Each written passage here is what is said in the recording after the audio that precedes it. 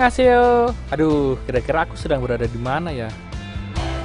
Nah, betul. Saya saat ini sedang berada di Korea Selatan, tepatnya di kota Seoul. Korea Selatan menjadi salah satu tujuan favorit bagi sebagian masyarakat Indonesia untuk berwisata. Bukan tidak mungkin hal tersebut berangkat dari kesukaan menikmati aliran musik K-pop atau bahkan penikmat drama negeri ginseng tersebut. Apapun alasannya, ketika berada di jantung pusat kota Seoul, tidak ada salahnya jika menyempatkan diri menjajal salah satu kereta tercepat di dunia, yaitu Korea Train Express atau KTX. Saya penasaran akan laju dari kereta tersebut. Selain itu, interiornya sepertinya membuat saya semakin bertanya-tanya. Tujuan saya kali ini adalah dari stasiun kota Seoul menuju kota Gangneung. Dengan kecepatan maksimal hingga 330 km per jam, mampu memangkas waktu hingga nyaris 50% jika dibandingkan dengan jalur darat lainnya. Dari Seoul menuju Gangneung biasanya ditempuh lebih dari 3 jam, namun dengan KTX hanya membutuhkan waktu 1 jam 45 menit. Wow, cepat sekali ya. Interior dari KTX cukup nyaman, dilengkapi dengan sandaran kaki dan juga ketinggian kursi yang bisa diatur sesuai dengan kondisi fisik penumpang.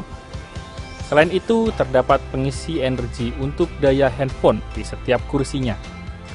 Untuk menghilangkan kebosanan, pada gerbong kelas 1 juga dilengkapi dengan monitor dengan berbagai pilihan tayangan hiburan dan juga Wi-Fi gratis yang langsung terhubung tanpa password. Wah, bisa langsung update di media sosial nih. Demi menghilangkan penasaran, saya sempatkan jalan-jalan menyusuri antar gerbong.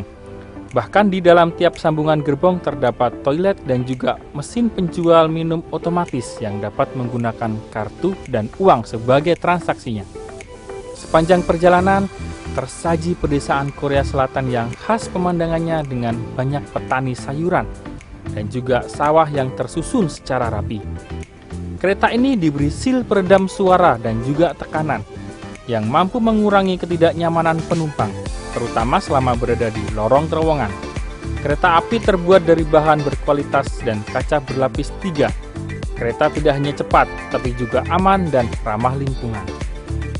Tidak ada gerbong restoran di kereta KTX, karena kereta tersebut dioptimalkan untuk kapasitas tertinggi.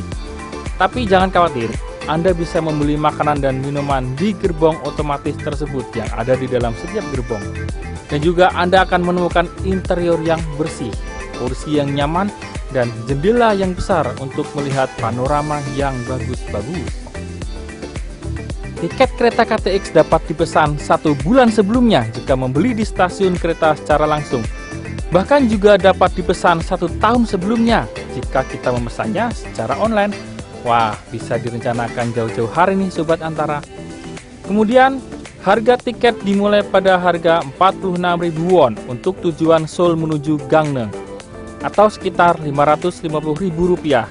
Sedangkan untuk kelas 1 hingga mencapai Rp700.000 harganya Sobat Antara. Bisa nabung dulu ya. Tertarik untuk mencoba?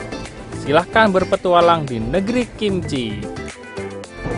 Ini merupakan wujud dari KTX, kereta ekspres yang dikelola oleh Korail.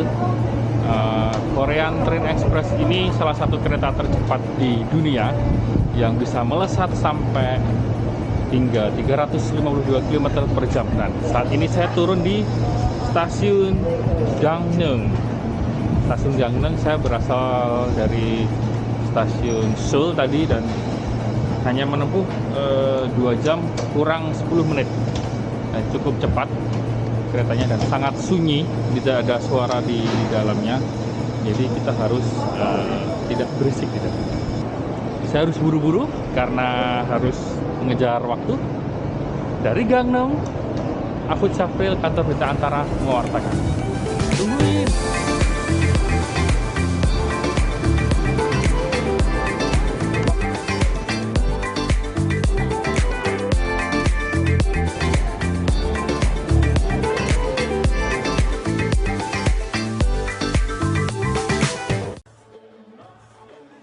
Penetapan Ketua DPR RI sekaligus politikus PDI Perjuangan Puan Maharani di Jakarta pada Sabtu 18 Juni menanggapi manuver Partai Nasdem yang menentukan nama bakal calon presiden dan wakil presiden yang akan diusung pada pemilu 2024 mendatang.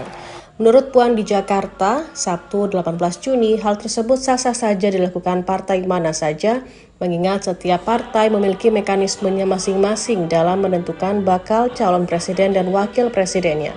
Sementara itu, PDIP akan menentukan bakal calon presiden dan wakil presiden sesuai amanah Kongres. Nantinya yang akan menjadi bakal calon merupakan hak prerogatif dari Ketua Umum PDIP dan semua kader partai yang diberikan amanah oleh Ketua Umum sesuai hasil Kongres maka akan menjadi capres dan cawapres dari PDI Perjuangan.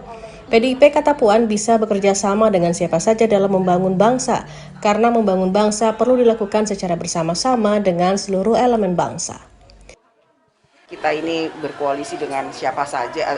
Kalau saya kalimatnya bukan koalisi, kerjasama. Bisa saja kita bekerja sama untuk membangun bangsa ke depan ini.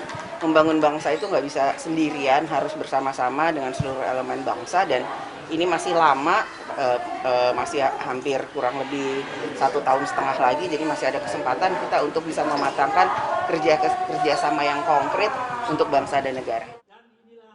Sebelumnya, Partai Nasional Demokrat atau Nasdem mengumumkan 3 nama bakal calon presiden dan wakil presiden 2024 dalam Rakernas Partai pada 17 Juni 2022, yakni Panglima TNI Jenderal Andika Perkasa, Gubernur DKI Jakarta Anies Rashid Baswedan, dan Gubernur Jawa Tengah Ganjar Pranowo. Dari Jakarta, Putri Hanifah, Kantor Berita Antara mewartakan.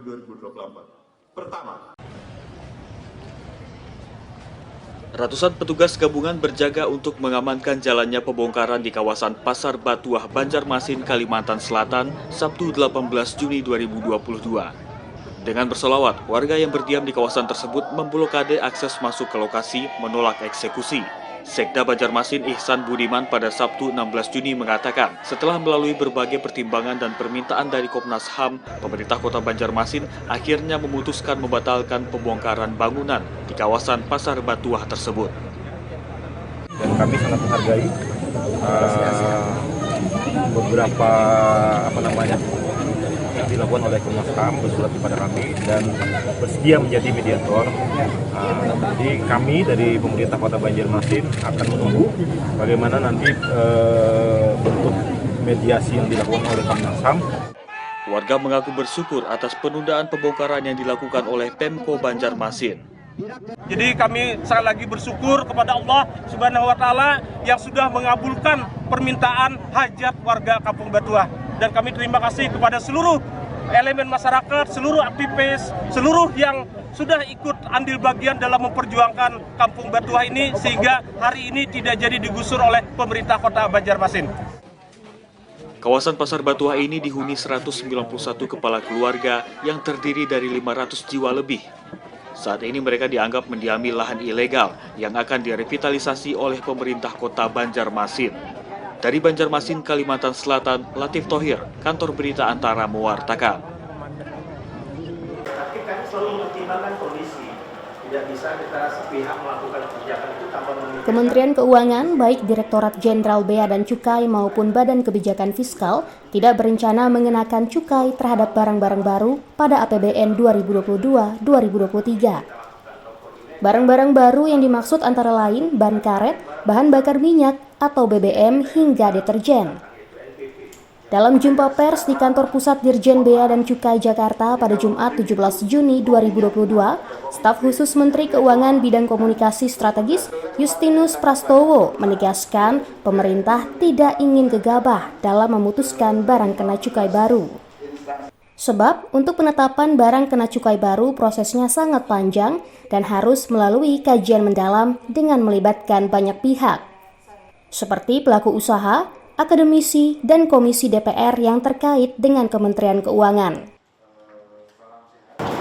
Kementerian Keuangan sedang melakukan kajian, dan kajian itu pada akhirnya nanti belum kita ketahui ujungnya apakah barang-barang tersebut dapat atau layak dikenai cukai, kalau dikenai seperti apa, itu sama sekali belum kami diskusikan. Lebih lanjut, Justinus mengatakan pemerintah sedang ingin memanfaatkan momentum pemulihan ekonomi nasional. Sehingga menurutnya, pemerintah tidak ingin menambah beban masyarakat dengan membahas jenis pajak baru dalam waktu dekat. Dari Jakarta, Afra Augesti, Kantor Berita Antara, mewartakan.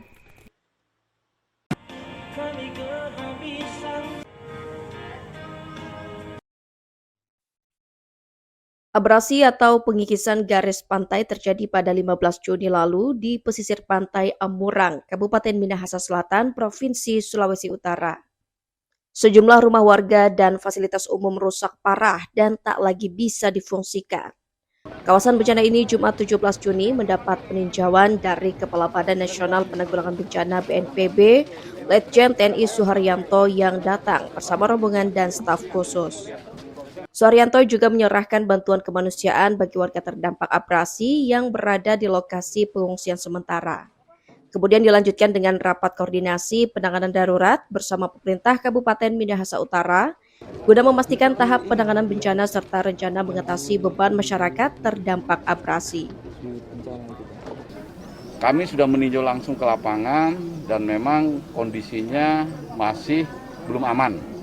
Setelah tahap tanggap darurat selesai, diperkirakan 2 minggu, sudah tidak ada lagi masyarakat yang harus mengungsi, menambah pengungsian, sudah jelas terdata rumah yang harus direlokasi, rumah yang harus dibangun kembali, rumah masyarakat, maka selesai tahap tanggap darurat, masuk tahap pra-rehabilitasi rekonstruksi. Suharyanto menambahkan bagi masyarakat yang kehilangan rumahnya akan mendapatkan bantuan rumah baru yang disediakan oleh pemerintah. Adapun bantuan untuk warga terdampak abrasi disarankan untuk disalurkan melalui posko penanganan darurat bencana agar tepat sasaran dan langsung dirasakan manfaatnya. Bencana abrasi merusak puluhan rumah warga serta fasilitas umum, merubuhkan jembatan dan memutus akses jalan antar wilayah. Hingga Sabtu 18 Juni, ratusan warga kehilangan rumah dan menetap sementara di posko pengungsian. Dari Amurang, Minahasa Selatan, Adwit Pramono, Kantor Berita Antara, mewartakan.